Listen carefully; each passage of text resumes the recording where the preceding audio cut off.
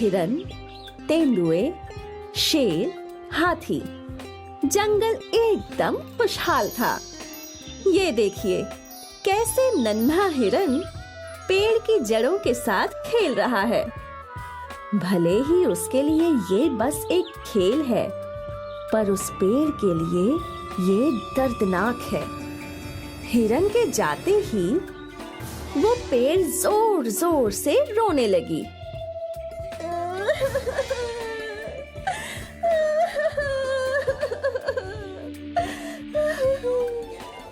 अक्सर पेड़ों को जानवरों से बहुत वेदनाएं मिला करती थी। उस हिरन के बच्चे ने मेरी जड़ें खुरेद दी। बहन, ये देखो मेरा हाल। पक्षियों ने मुझे कितना गंदा कर दिया है। यहीं बैठते हैं और यहीं पर गंदगी भी करते हैं। हाँ, ये जानवर और पक्षी बहुत गंदे प्राणी होते हैं। मेरा बस चले तो इन्हें मेरी छाया में बैठने ही ना दूं। क्यों ना हम कुछ ऐसा करें जिससे जानवर और पक्षी हम पर बैठे ही नहीं। इन सभी पेड़ों की बातें बूढ़ा बरगद का पेड़ सुन रहा था। मुझे नहीं लगता कि ये सही होगा। हमारा जीवन और पशु पक्षियों का जीवन जुड़ा हुआ है। हम उन्हें अपनी छाया से वंचित नहीं कर सकते हैं। बरगद भाई, आप हम सब में बड़े हैं, पर आप बूढ़े हैं और आपके विचार भी बूढ़े हो चुके हैं। ये पशु पक्षी रोज हमें नुकसान करते हैं और हम चुपचाप सहते रहते हैं। ये कहाँ का न्याय हुआ? ये तो गलत बात है। हमें जानवरों और पशु पक्षियों को सबक सिखाना ही होगा, और इसके लिए मेरे पास एक उपाय है। साल के पेड़ ने अपनी योजना सभी पेड़ों को सुनाई। सबके चेहरों पर मुस्कान आ गई, सिवाय बरगद के पेड़ के। बरगद का पेड़ सहमत नहीं था। मुझे ये सब सही नहीं लग रहा। हमें ये नहीं करना चाहिए। भैया, आप तो रहने ही दीजिए। आपको तो हर चीज में बुराई दिखती है। पर इससे सब कुछ उथल पुथल हो जाएगा। ये गलत है। हम ये करके ही रहेंगे। आपको ये नहीं करना है तो आप ना कीजिए, पर हमारे रास्ते में रोड़ा भी मत बनिए। समझ गए आप? सारे पेड़ों ने बरगद के पेड़ की बात नहीं सुनी और वो अपने फैसले पर डटे रहे। कुछ देर बाद एक तेंदुआ साल के पेड़ के साए में बैठ गया। साल का पेड़ इस ताक में था और फिर अचानक साल का पेड़ जोर जोर से हिलने लगा।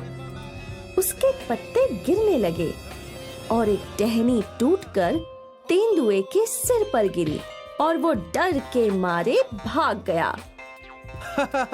देखा मेरा कमाल? मजा आ गया। ये तो बहुत बढ़िया था। अब से हम ऐसा ही करेंगे। क्या इससे पक्षी भी भागेंगे? जब इतना बड़ा तेंदुआ डर से कांप सकता है, तो पक्षी तो बहुत छोटी चीज है मेरे भाई। हाँ, बिल्कुल सही। कुछ देर बाद संतरे के पेड़ पर कुछ पक्षी आकर बैठे। साल भैया, मुझे देखो। संतरे के पेड़ ने भी वही किया। वो जोर जोर से हिलने लगी।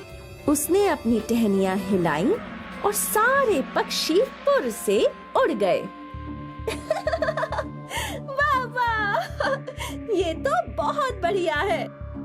देखो सब कैसे भाग गए। बहुत अच्छे। ये सब गलत है, ऐसा मत करो। हम तो ऐसा ही करेंगे। आपको पशु पक्षियों को सहारा देना है तो आप दीजिए। एक बार फिर पेड़ों ने बरगद के पेड़ की बात नहीं सुनी। अगली बारी आम के पेड़ की थी। आम के पेड़ पर बंदर आया। आम ने अपनी टहनी से बंदर की पिटाई की। बेचारा बंदर डर के मारे भाग गया। आज पहली बार मुझे खुशी मिल रही है। ये बंदर मेरे आम पकने से पहले ही तोड़कर खाने लगते थे। आज इसे सबक सिखाकर मजा आ गया। तो तय रहा, आज से हम किसी भी पशु पक्षी को हमारी छाया में बैठने नहीं देंगे। और ना ही उन्हें हमें नुकसान पहुंचाने देंगे। बिल्कुल सही। लेकिन अगर तुम लोग पशु पक्षियों को सहारा नहीं दोगे तो वो कहाँ जाएंगे? वो कहीं भी जाएं, उससे हमें क्या? हमें बस इतना पता है कि पशु पक्षी हमें नुकसान पहुंचाते हैं, बस। बरगद के पेड़ ने एक और कोशिश की। इस बार भी उसकी बात किसी ने नहीं सुनी। उस दिन से वो तीनों पेड़ पशु और पक्षियों को डराकर भगाने लगे। धीरे धीरे पशु पक्षी वहाँ कम आने लगे। अब वहाँ बिल्कुल शांति थी। कितना अच्छा लगता है ना? यहाँ बस हम हैं और कोई नहीं। कोई भी हमें परेशान नहीं कर सकता। इसी को तो खुशहाल जीवन कहते हैं। नहीं, ये खुशहाल नहीं है, ये वीराना है। पशु पक्षी और हमें सृष्टि ने एक साथ जोड़ा है, क्योंकि हमारा जीवन जुड़ा हुआ है। तुमने ये सब करके बड़ी परेशानी को न्योता दिया है। कौन सी परेशानी बड़े भाई साहब? हमें तो कोई परेशानी नहीं दिखाई दे रही।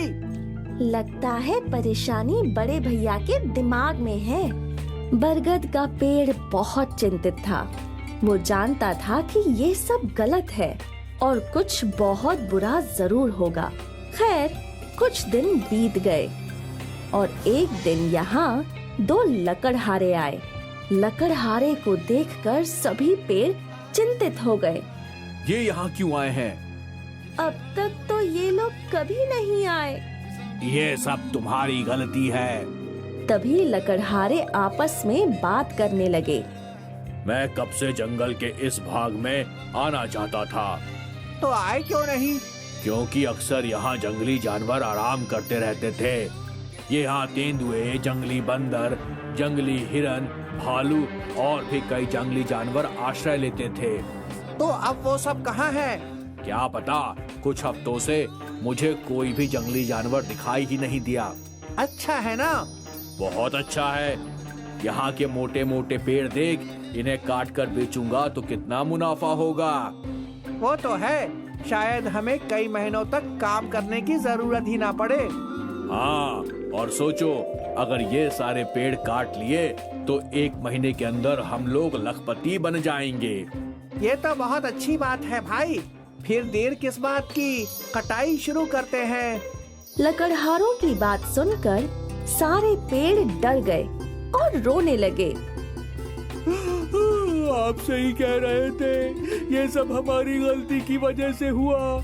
अगर वो जंगली जानवर यहाँ होते तो ये लकड़हारे यहाँ नहीं आते। हमसे बहुत बड़ी गलती हो गई और इसकी सजा हमें जरूर मिलेगी। लकड़हारे साल के पेड़ को काटने के लिए अपनी कुल्हाड़ी को धार लगाने लगे। ये देखकर साल का पेड़ घबरा गया। भले ही तुमसे गलती हुई है, पर मैं तुम्हें कुछ नहीं होने दूंगा। पर कैसे? जो करिश्मा तुमने दिखाया वही मैं दिखाऊंगा। इतना बोलकर बरगद का पेड़ जोर जोर से हिलने लगा। उसके पत्ते हवा के साथ उड़ने लगे और उसकी शाखाएं यहाँ वहाँ घूमने लगी। बरगद ने अपनी शाखाओं से लकड़हारों पर हमला कर दिया। बरगद अपनी शाखाओं से लकड़हारों को पीटने लगा। ये सब क्या हो रहा है? हे भगवान, लगता है इस पेड़ में कोई भूत है। बचाओ, अपनी जान बचाओ। भूत भूत भूत, अरे भूत भूत भूत। लकड़हारे भूत भूत चिल्लाते हुए गांव की ओर भाग गए। यहाँ साल का पेड़ बहुत शर्मिंदा था। हमने आपको इतना बुरा भला बोला, फिर भी आपने हमारी जान बचाई। हमें माफ कर दीजिए। हम अपनी गलतियों के लिए शर्मिंदा हैं भाई साहब। कोई बात नहीं, तुम सबको अपनी गलतियाँ समझ आ गईं, यही बहुत बड़ी बात है। अब किसी जानवर या पशु पक्षी को भगाना मत। बिल्कुल नहीं। लकड़हारों ने इंसानों में ये बात फैला दी कि बरगद के पेड़ में भूत रहते हैं। पर यहाँ जंगल में बरगद का पेड़ खुश था कि उसने अपने साथियों की रक्षा की। एक बार फिर पशु पक्षी उन पेड़ों पर लौट आए। फिर कभी किसी लकड़हारे ने जंगल के इस भाग में जाने की हिम्मत